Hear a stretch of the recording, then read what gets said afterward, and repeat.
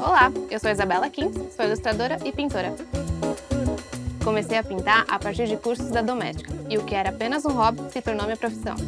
E hoje em dia eu tenho uma loja online, onde eu vendo trabalhos originais e impressões.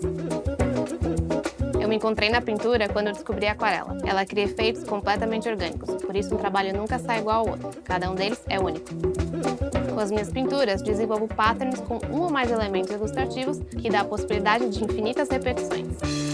Aplico esse resultado à estampa de todos os tipos de produtos.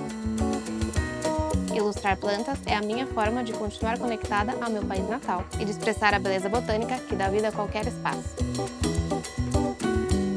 Nesse curso da Doméstica, você vai aprender a fazer ilustrações botânicas em aquarela e a realizar um pattern na mão a partir delas. Vou te ensinar desde as técnicas básicas de aquarela até os ajustes finais no Photoshop. Como projeto final, você vai desenvolver pinturas para criar um pattern, que poderá ser aplicado à estampa de qualquer produto.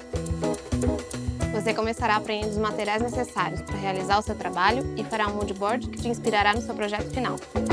Vamos em seguida falar sobre paleta de cores e tonalidades e fazer alguns exercícios e técnicas básicas de aquarela para começar a aquecer a nossa mão. Veremos depois a estrutura de um pattern analógico para estampados e os conhecimentos básicos necessários antes de começar a ilustrar. O nosso pattern consistirá na ilustração e pintura de 3 folhas de planta. Assim, faremos um esboço das nossas ilustrações e depois a transferência para o papel de aquarela de cada uma delas. Eu mostrarei para você como fazê-lo à mão e também numa mesa de luz. Avançaremos para a pintura em aquarela das 3 folhas, a alocácia, a folha de bananeira e a monstera deliciosa. Na última fase do curso, veremos como digitalizar e tratar a nossa imagem no Photoshop e depois como transformá-la em um pattern no mesmo programa.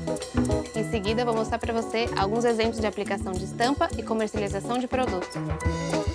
Por último, eu vou mostrar para você as várias possibilidades de objetos para a estampagem do seu projeto final e vou te mostrar como preparar o seu arquivo para impressão. Ao finalizar esse curso, você vai ter todos os conhecimentos para criar estampas com a fluidez da aquarela.